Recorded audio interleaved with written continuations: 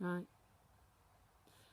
So, John, if you're 80 now, if you could live your life over again, but starting from now, would you? Well, I enjoy the life, but I don't think I'd start it from 1939 when I started the first time. But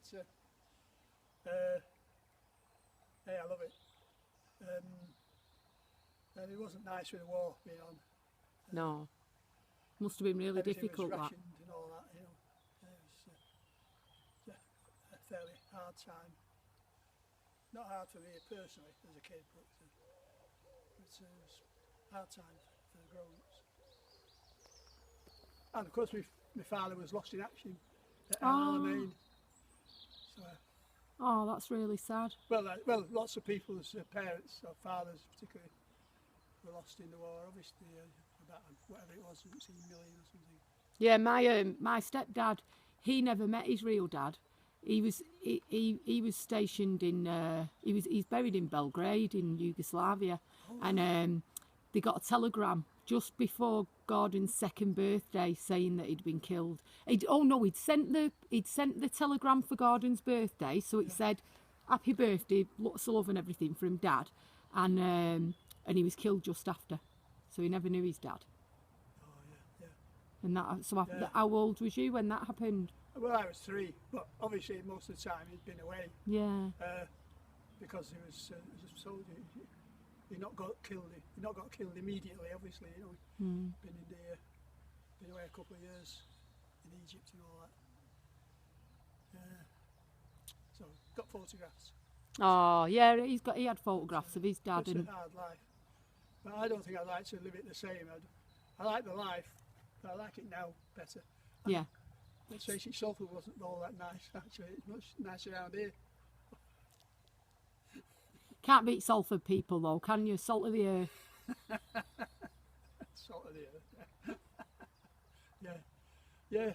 I remember the sweets and tobacconists that we opened. We would have had a sweets and tobacconist. Your mum did? But I was built up on sugar and nicotine. Well, it's not done you any harm, has it? I did smoke for 19 years.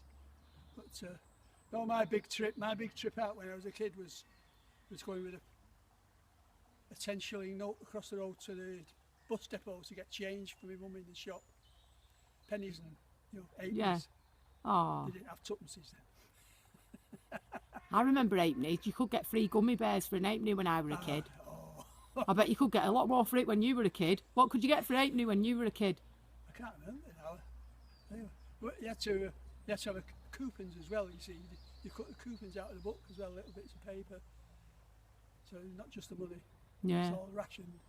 So I never paid for any sweets. I just had my ration. I was given it 4 ounces a week, or something like that. So, And what do you make of everyone going nuts and buying bog roll like it's going out of fashion and stockpiling it? well, funnily enough, I think we're a little bit ahead of that because we had plenty of bog roll in. I did. I always buy massive packs and I live on my own. The multi-packs, about nine roll pack, reprocessed paper. Yeah. From Sainsbury's, funnily enough. But must be other stores where they do it. But Yeah, recycled. Recycled. Yeah, so are you a big environmentalist then? If you like your wildflowers and stuff, you try and do your little bit? Yes, to a large extent, yeah. Yeah. Yeah. So you must be liking, like I think, what's going on at the minute, obviously there's a lot of devastation around the world, there's a lot of sadness and a lot of illness and death and poverty and everything. But I think that there's a really beautiful side to it as well, which is the fact that the planet's recovering. Yeah. And people are getting out in nature again and riding their bikes and, do you know what I mean? So there's, and people are stopping and talking a bit more. Yeah, well, in actual fact, I have to own up to feeling guilty because it was in my lifetime that we've developed the use of petroleum to a high degree so we could all have motor cars to pollute the atmosphere with and things like that, nuclear power and lots of nasty things have come up in my lifetime. Yeah. We're responsible for. Yeah. And when you think that like electric cars, they probably could have done that years ago, but there's not as much money in it, is there? No. no. It's always been about the money, and now they're reaping it. Because, Absolutely. to be fair, what use is money to you now if you get the coronavirus? Well, yeah. Well, the atmosphere is clearing up simply because people are having to stay home because of the COVID-19. Yeah. And so everything's getting a bit cleaner because of this virus. Yeah. Which, you think about it, is a bit perverse, isn't it? I know, but I think there's always something good comes out of bad stuff. And that's one of the things. And the other thing, what I thought was nice, is that the Chinese have stopped it, put a ban on eating wildlife. So they might still be eating domestic animals, but they're not eating wildlife. So, you know, that's a blessing as well, isn't it? Yeah, well spotted. Yeah. Let's hope they stop eating sharks and just chopping the fins off and chucking them back. Yeah, we don't eat the sharks, we just eat the fin. Yeah, The dorsal fin. it's awful, isn't it? You see them just chop it off and leave the shark.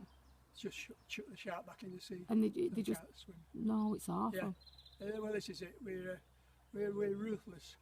What we need really is the world population of humans reducing by about 70%.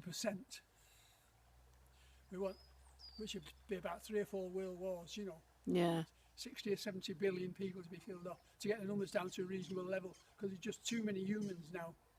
But do you think if humans started living responsibly, like not consuming as much meat and riding bikes instead of having cars, it'd be more sustainable, wouldn't it? And growing their own food and living off the land. Yeah. But it seems fairly unlikely that we'll do that. I mean, there's people developing drilling for oil in the Arctic and things like that now, you know. I know I used to be employed by Shell. They're still doing it. Yeah. So we've not learned a lesson really. Perhaps all this, the fact that everyone's working at home and everything's been down-tooled and there's not... The statistics speak for themselves, that the pollution has gone, things are coming back. So maybe there'll be a lesson to be learnt at the end of this. Absolutely, yes. And they might take it a bit more seriously. Quite right, yeah. Anyway, do you know what? It's been absolutely lovely talking to you, John. I know I probably won't see you again because you said you only come down here every couple of years, but thank you. And I'm going to start interviewing people. It's good, isn't it? You're starting to? I'm going to start interviewing different people on my walks. Why not? Yeah. If we walk into Radcliffe and go to the McDonald's for a coffee. Yeah, not anymore though, it's shut. An excuse to walk back with the thoughts of a little lever. Yeah. Exactly. It's shut now though. Anyway. I know, that's it. Can't go there now. Yeah. But it's been lovely to meet you and talk to you. Thank you very much for giving me permission to film you and to put it on Facebook. I'm sure a lot of people will be really glad to hear of you, so you never know, you might be viral. Thanks a lot, John. I might be viral. Yeah, it'll go viral. COVID-19, yeah. Not COVID-19, just John Simpson, the Wildflower Man, viral. Yeah, I hope to see you again. You just might, but then again, 80, so things change, you know. Oh, I'm sure you'll be going for a lot of time yet. You look like you've got a lot of life left in you. Couple of weeks, 81. Ah, yeah? I'm 46 today. 46, yeah. Yeah. It's a good age, that. No, it's not. It's getting a bit old, 46. I'm sorry. Well, if I've got as much life in me as you when I'm your age, I'll be very, very happy. I tell you, we were visiting his friend recently, and she said, the woman said, in the midst of conversation, she said, how old are you? And it was to do with the subject we were talking about. And I said, 80. You have to say it like a challenge, you know, 80. Yeah. And she said, you don't look a day over 76. And I went home and thought about that afterwards. I thought, fancy someone telling you look like you're 76 years old. I mean, if she said I didn't look a day over 37, yeah, that'd be nice, you know. But who was to look not a day older than 76? Yeah. It's a bit of a random number, weren't it? Well, it's getting boring now.